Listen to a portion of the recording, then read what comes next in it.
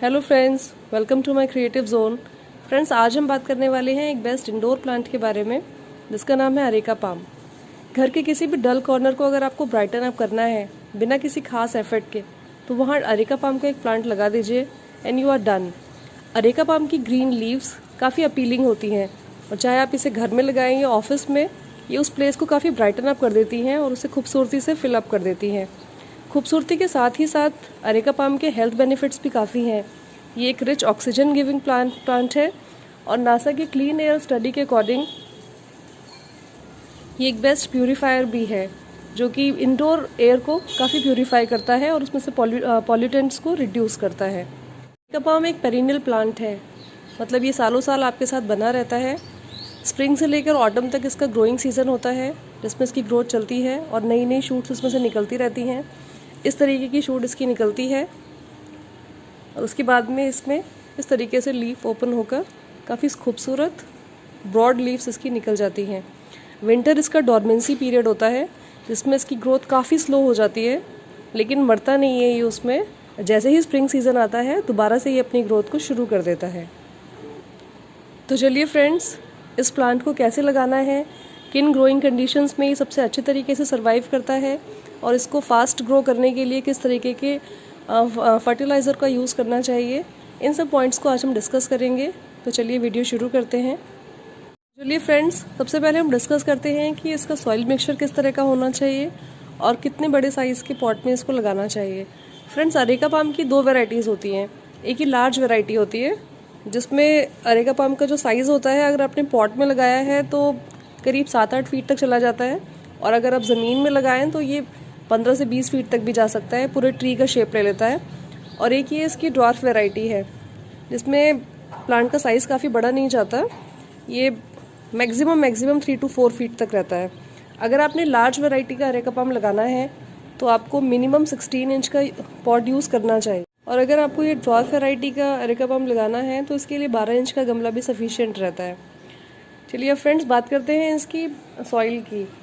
Areca palm के plant को well draining porous soil पसंद है, मतलब ऐसी सॉइल जिसमें आप पानी डालें और वो नीचे से ड्रेनेज होल से आराम से निकल जाए और थोड़ा सा मॉइस्चर सॉइल में बना रह जाए। मॉइस्चर को ज़्यादा लंबे टाइम तक अंदर होल्ड करके रखना अरेका पाम को पसंद नहीं है। अरेका पाम को सॉगी सॉइल बिल्कुल भी पसंद नहीं है। सॉगी सॉइल में इसकी रूट रॉट होने के चांसेस बहुत ज़्यादा रहते हैं, इसलिए इसकी गार्डन सॉइल में हम थोड़ी सी सैंड ज़रूर मिलाएंगे। हम 50% तक तो गार्डन सॉइल ले लेंगे, उसमें 20 से 30% तक सैंड और 20 से 30% तक अगर अवेलेबल हो तो आप लीफ मोल्ड का इस्तेमाल करें। लीफ मोल्ड को अरेका पाम के सॉइल मिक्सचर में मिलाने से रिजल्ट काफ़ी अच्छा रहता है और इससे सॉइल काफ़ी पोरस भी बन जाती है।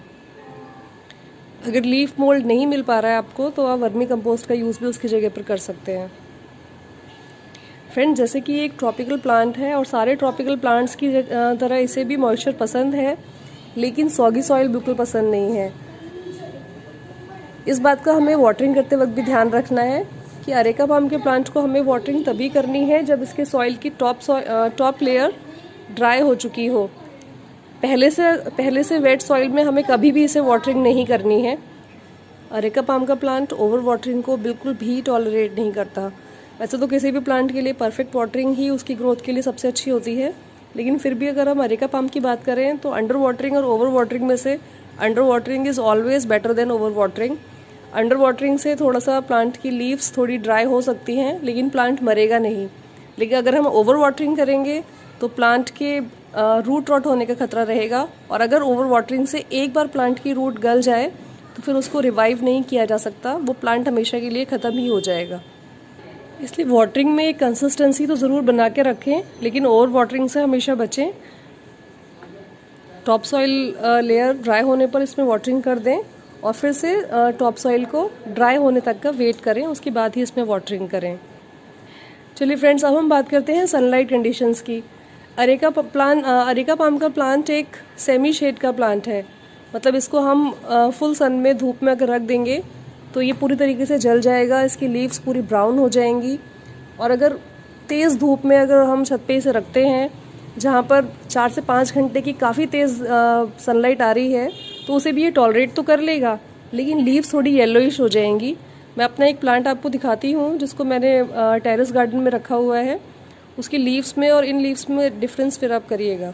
ये देखिए फ्रेंड्स, ये वाला अरेका पाम का प्लांट मेरा टेरेस गार्डन में रखा हुआ है और इसकी लीव्स देखिए, इसकी लीव्स में शाइन भी कम है और ये येलोइश भी हैं। देखिए बाकी अरेका पाम के कंपैरिजन में इसकी लीव्स का कलर थोड़ा येलोइश है और लीव्स में काफ़ी ज़्यादा शाइन भी नहीं है। अरेका पाम के लिए बेस्ट लोकेशन वो होगी जहाँ पर इसको फिल्टर्ड सनलाइट 2 से 3 घंटे की मिल जाए, जहाँ पर काफ़ी ब्राइट लाइट तो आती हो लेकिन डायरेक्ट सन इसके ऊपर ना पड़ता हो। ऐसी किसी भी विंडो के पास में आप इसे रख सकते हैं या अपनी बालकनी में आप इसे रख सकते हैं। अगर ईस्ट फेसिंग बालकनी है फिर तो कोई टेंशन ही नहीं है, क्योंकि उसमें मॉर्निंग सनलाइट इसको मिलेगी जो उसको पसंद होती है, जिससे ये नहीं जलेगा। और अगर बाकी किसी डायरेक्शन में आपकी बालकनी आ रही है तो उसमें सनलाइट कंडीशंस का ध्यान ज़रूर रखें। बिल्कुल डार्क किसी कॉर्नर में, बिल्कुल अंधेरे कमरे में अरेका पाम का प्लांट सर्वाइव नहीं करेगा, क्योंकि नेचर ने किसी प्लांट को इस तरीके का बनाया ही नहीं है कि वो बिल्कुल बिना सनलाइट के, ज़ीरो सनलाइट के सर्वाइव कर सके। चलिए फ्रेंड्स, अब हम बात कर लेते हैं इसके टेम्परेचर और ह्यूमिडिटी कंडीशंस के बारे में। अरेका पाम का प्लांट एक ट्रॉपिकल रीजन का प्लांट है, इसलिए इसे मॉडरेट टेम्परेचर पसंद है जो थोड़ा सा वार्मर साइड पे हो।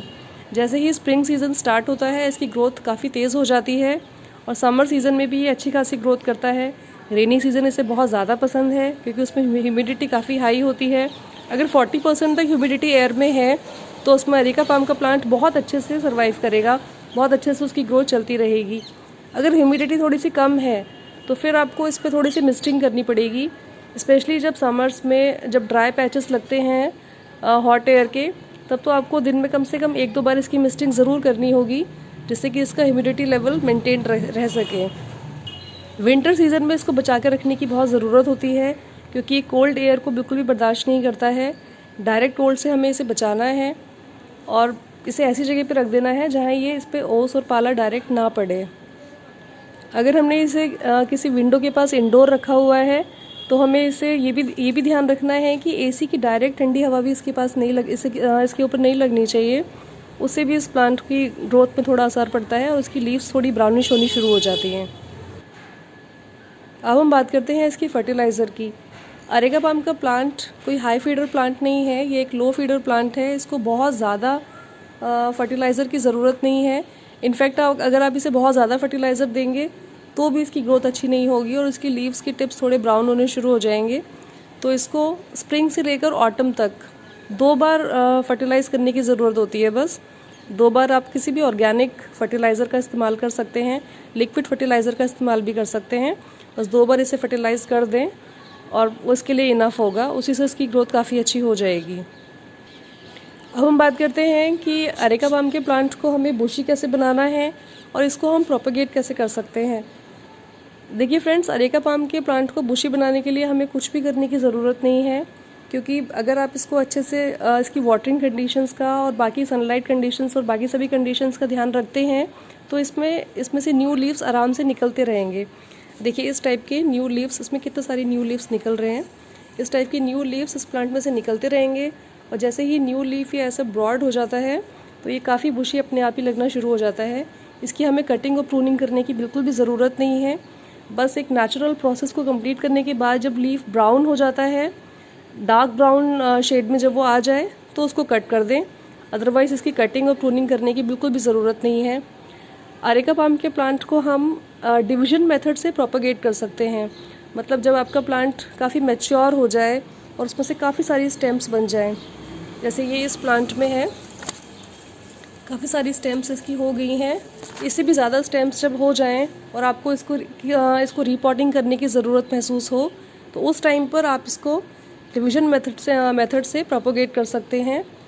नीचे से उसकी जड़ को कट कर लीजिए और उसको अलग अलग पॉट्स में लगा दीजिए।